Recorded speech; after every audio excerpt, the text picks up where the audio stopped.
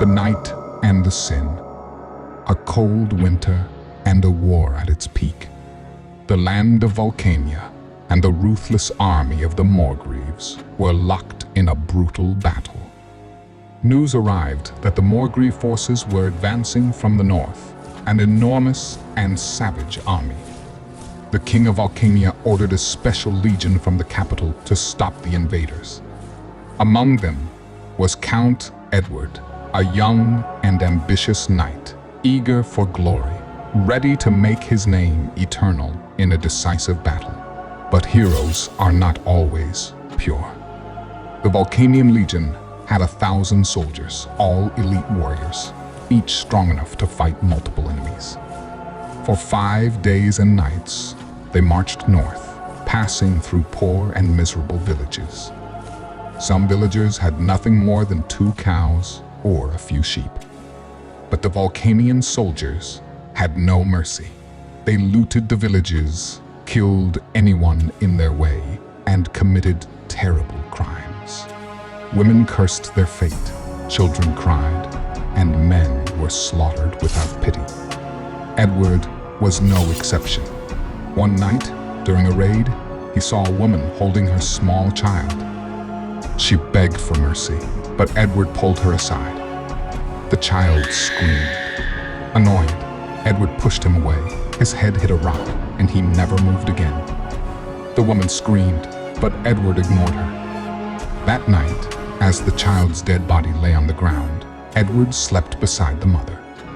His conscience was silent, but for how long? After days of looting, the army reached the battlefield.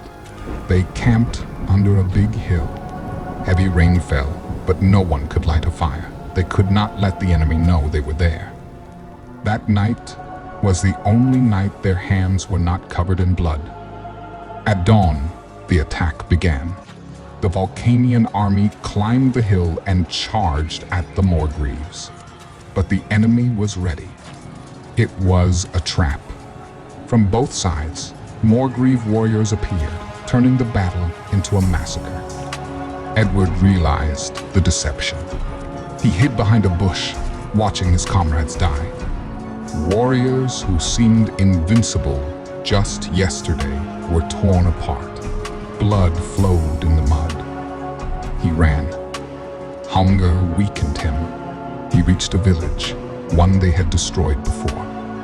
In the distance, he saw a small house. He kicked the door open, grabbed an old man inside, and shouted, "I am starving. Bring me food," the old man said calmly. "You took everything from us." Silence. Then, the weak sound of a goat. Edward stepped outside. Behind the house, a horned goat lay on the ground, thin, sick, with blood-filled eyes. He picked it up and said, "I should kill you too, but I don't have time."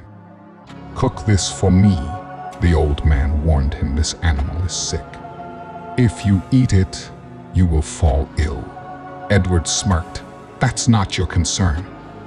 The old man cooked the meat, but neither he nor his grandson ate it. That night, Edward stayed in the house. At dawn, he left again. Rain fell. Fog covered everything. But something felt wrong. He felt someone following him. He turned back many times. No one was there. Suddenly, sharp pain hit his head. He grabbed it with both hands. His vision turned red with blood. He fell to his knees, and again he felt something behind him. This time, when he turned, he saw it. Something he had never seen or imagined.